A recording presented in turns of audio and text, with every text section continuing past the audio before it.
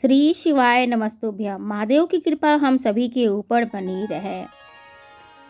महादेव का श्रृंगार करने से जीवन में सभी तरीके के आपके श्रृंगार बना रहता है। आज की वीडियो में हम जानेंगे कि महादेव को किस तरीके की पूजा स्वीकार है तथा साथ में जानेंगे महादेव की पूजा विधिवत हम खुद कैसे करेंगे। वीडियो पसंद आए तो ज़रूर वीडियो को लाइक करें और कुछ सुझाव हो तो वो भी कमेंट करें। शिव जी की पूजन वही स्वीकार है जिस पूजन में थोड़ी सी कमी रह जाए। कि थाली में सारा सामान जमा लिया तो भी मंदिर में जाकर कोई सामान याद आए तो समझ लेना कि तुम्हारी पूजन भगवान शंकर ने स्वीकार कर ली। तो आप सभी ने ये जाना कि महादेव को हमारी किस तरीके की पूजा स्वीकार है। तो मन में भ्रांति न रखें और मन को शांत कर कर अपना पूजा करें। कोशिश करें कि कोई सामग्री न रह जाए। अब जानते हैं कि महादेव की पूजा हम शिवालय में जाकर कैसे करें। साधारण शिवालय को आपको ढूंढना है जहां पर आप पूजा शांति से तसल्ली से कर लें। जिस तरीके से हमने ये वीडियो बनाया है, क्योंकि मंदिर है ये और वहाँ पे कम ही लोग जाते हैं, तो जहाँ पर मैं शांति से पूजा कर सकती हूँ। तो इस तरीके से आपको मंदिर में जाना है और जो आपके पास श्रृंगार का सामान हो उस श्रृंगार को आपको हटाकर महादेव को दूध, दही, घी, शक्कर से स्नान कराना है। जिस तरीके से आप वीडियो में देख रहे हैं। आप चाहे तो दूध, दही, घी, शक्कर एक ही पात्र में ले जा सकते हैं। चाहे तो आप अलग से 5 बर्तन बना लें, उसमें आप रख कर लेकर चले जाएं। तो इस तरीके से आप शिव जी की पूजा शिवरात्रि हो, प्रदोष हो तो उस दिन करें। मगर ध्यान रखें, जब हम दूध, दही, घी हम लगाते हैं उसके बाद हमें स्वच्छ जल से महादेव को तब तक साफ़ करना है जब तक कि महादेव पहले जैसे साफ सुथरे चिकने वो न हो जाए। ऐसा नहीं है कि उनके ऊपर कुछ सामग्री रह जाए। थोड़ा सा भी उस पर शिवलिंग पर दूध या दही या घी या चंदन नहीं रहना चाहिए। बिल्कुल साफ से सुथरा से उनको चमका देना है। जितना आप चमकाएंगे उतना आपके भाग्य भी चमकेंगे। इस तरीके से अशोक सुंदरी के पास भी अपने दोनों हाथों से बढ़िया से उनको चमका देना है, उनको साफ करना है, उनको स्पर्श करना है। महादेव की सेवा का भक्ति रखते हुए मन में ओम नमः शिवाय मंत्र का जाप करते हुए, और ध्यान रहे कि आपको एक लोटा भी ले जाना है जिसमें आपको जल चढ़ाने के लिए, साथ में आपको दूध का बर्तन अलग ले जाना है। इस तरीके से आपको 2-3 बर्तन ले जाने होते हैं मंदिर में जल चढ़ाने के लिए। एक ही लोटा से आप सभी भगवान को जल नहीं चढ़ा सकते। मतलब एक लोटा में पानी है, उसी लोटे से सबको नहीं चढ़ा सकते हैं। सबके लिए अलग अलग लोटा नहीं चाहिए, लेकिन सभी देवी देवताओं के लिए एक एक लोटा पानी चाहिए। तो उस तरीके से स्नान कराने के बाद थोड़ा सा जल आपको झेल कर रख लेना है, जो कि आप चरणामृत में आप उसको यूज़ करेंगे। उसके बाद आप साफ स्वच्छ कपड़ा से, नाजुक मुलायम कपड़े से महादेव को पोंछ देना है। तो ध्यान रखिए, स्नान कराने के बाद जिस तरीके से हम अपना शरीर को पोंछते हैं उसी तरीके से महादेव के शिवलिंग को साफ स्वच्छ सुंदर बना देना। उसके बाद हमारी बारी आती है, स्नान कर लेते हैं जब, तो चंदन तिलक की। इस तरीके से आप तिलक करें कार्तिकेय जी के जगह पर, गणेश जी के जगह पर, अशोक सुंदरी के जगह पर, और उसके बाद महादेव को। उसके बाद त्रिकुंड लगाएं। आप एक एक अंगुली करके भी लगा सकते हैं, 3 अंगुली करके भी लगा सकते हैं। तो इस तरीके से आप त्रिकुंड लगाएं, उनका श्रृंगार करें जैसी आपकी भावना, जितना आपसे हो सके। कोशिश करें कि आपको ऐसी मंदिर का चुनाव करें जहाँ पे आप तसल्ली से पूजा आप कर सकें। तो आप शांति से पूजा करेंगे तो आपको भी अच्छा लगेगा और आपके पास उतना देर भगवान के पास रहने का मौका ही मिलता है। तो इस तरीके से आपको चंदन, गुलाल, पीला गुलाल, अबीर, तो हमने तो एक जगह से जैसे मोबाइल का रख दिया था, तो जितना उसमें आ सका है उतना आपको दिख रहा है। तो इस तरीके से आप जितना तिलक आप लगाते हैं, बेलपत्र है वो भी 5 जगह चढ़ाना है। वो बेलपत्र आपको अशोक सुंदरी पर, कार्तिकेय जी पर, गणेश जी पर, हस्तकमल पर और भोले बाबा पर और नंदी महाराज पर। तो इस तरीके से हमने तिलक लगाने के बाद वस्त्र भी बाबा को चढ़ा दिया। अगर आपके पास वस्त्र नहीं है तो आप मौली चढ़ाएं। मौली कोशिश करें कि आप जैसे त्यौहार वाले दिन प्रदोष का व्रत करते हैं तो शिवरात्रि का व्रत करते हैं तो उस पर आप जनेऊ चढ़ाएं। तो हमने ये जनेऊ चढ़ा दिया। इसमें आपको पान का पत्ता, सुपारी, जो भी आपको पास सामग्री हो वो सब कुछ सामग्री हो। हमने भी इसमें प्रसाद शाम को ले जाना मैं भूल गई थी। महादेव कह रहे हैं कि बाबा को वही पूजा स्वीकार है जिसमें कुछ सामग्री रह जाए।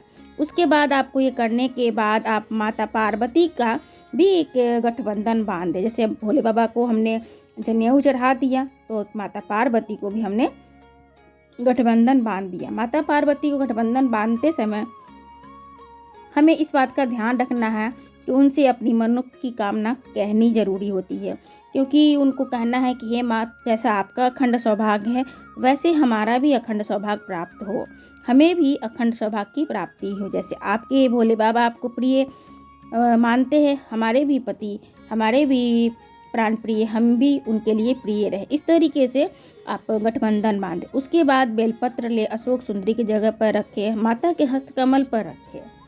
उसके बाद शिवलिंग पर रखें। बेलपत्र हर तरीके से रखा जा सकता है, अलग अलग कामनाओं के लिए अलग अलग तरीके से रखा जाता है।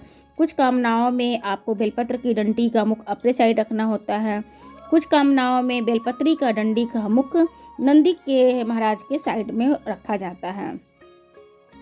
हमने जो शिवलिंग की पूजा की है वहाँ पर उतना जगह नहीं था कि हम उत्तर दिशा में बैठकर हम पूजा कर सके, मतलब दक्षिण दिशा में बैठकर उत्तर की तरफ मुख कर पूजा कर सके। तो जैसे ही हमें मंदिर मिला वैसे हमने पूजा किया।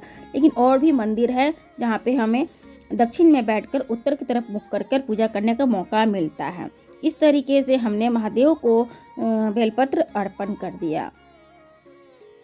आपके पास जो भी फूल हो, फल हो, महादेव को अर्पण करें और ओम नमः शिवाय या श्री शिवाय नमस्तुभ्यम का मंत्र का जाप भी अवश्य करें।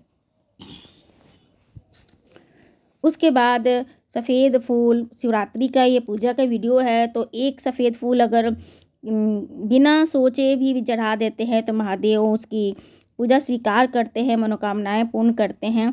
तो या आपके पास नहीं भी है तो वहीं की फूल उठाकर आप महादेव का श्रृंगार कर दें। ध्यान रखिए, अगर महादेव का श्रृंगार आप हटा रहे हैं तो महादेव का श्रृंगार भी आपको ज़रूर करना है।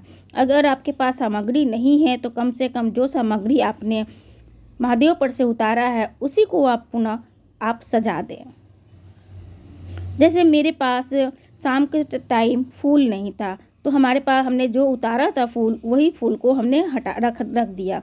मेरे पास एक फूल थे, हमने एक ही फूल चढ़ा दिया। इस तरीके से जो भी चीज़ आपके पास अवेलेबल हो आप महादेव को अर्पण करें और थोड़ा सा चाहे तो आप उन्हीं को आप उनका ही सामान उन्हें आप अर्पण कर सकते हैं। उसके बाद आप इनको धूप दीप चढ़ाएं, फल फूल चढ़ाएं और कपूर से आरती करें। ध्यान रहे कि आरती करने के बाद उनको महादेव को हमको परिछना भी होता है और परिछने के बाद फिर 3 बार ताली बजाना होता है।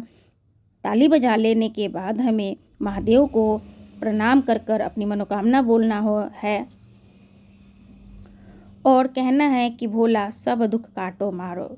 इस तरीके से बैठकर महादेव से अपनी प्रार्थना कहनी है, अपनी मनोकामना बोलनी है। तो हमने इस तरीके से महादेव की पूजा की। पूजा करने के बाद दीप प्रज्वलित कर दिया। दीप में आप चाहे तो उसमें काले तिल डाल सकती हैं और कोई चीज़ सामान अगर आपका रह गया है तो आप महादेव को आप उस टाइम भी चढ़ा सकते। जैसे मेरा पान का पत्ता रह गया चढ़ाना तो हमने अभी चढ़ा दिया। पूजा करने के बाद आपको 3 बार आचमन करना जरूरी होता है इस तरीके से। उसके बाद माता पार्वती की भी सिंदूर लगा देते हैं और उसी सिंदूर से अपने भी मांग में सिंदूर भर लेते हैं। मतलब जो लगाए रखते हैं, जो हाथ में बसता है, तो वो सिंदूर हमें अपने मांग में डाल लेना होता है माता का आशीर्वाद समझ के।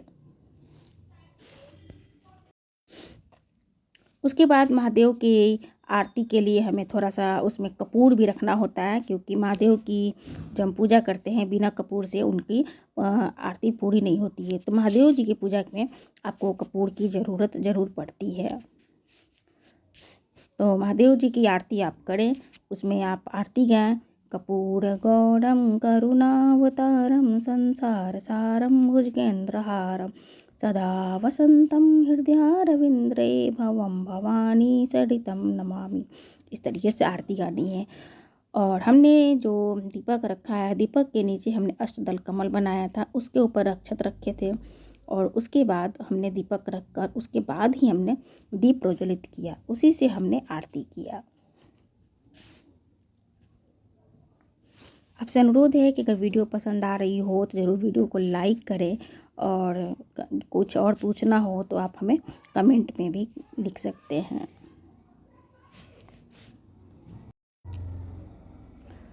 तो आरती करने के बाद फिर पानी से जैसे हम पानी 3 बार उतार देते हैं, तो उसके बाद महादेव से हमें महादेव पर चढ़ी हुई एक बेलपत्र उठानी है और महादेव के सामने ही बहुत ही श्रद्धा से, प्रेम से अपने आंचल में उसको रखकर प्रणाम कर कर उसी बेलपत्र को बहुत ही प्रेम से उसको आपको महादेव के सामने ही उस बेलपत्र को खा लेनी है। आप देखिएगा कि बहुत ही जल्दी आपकी मनोकामनाएं पूर्ण होने लग जाती है। लेकिन मैं भी वीडियो बना देती हूँ, इस चीज़ की वजह से मेरी मनोकामनाएं थोड़ी डगमगा जाती हैं। लेकिन मुझे आप तक भी ये जानकारी देनी थी कि किस तरीके से पूजा करने से मनोकामना पूर्ण होती है। तो हमने इस वीडियो में अभी तक देखा आपने कि हमने पानी उतार दिया।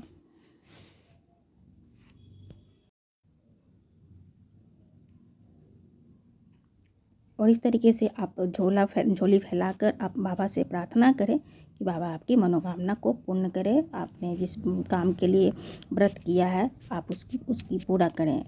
उसके बाद महादेव से आप बेलपत्र उठा लें।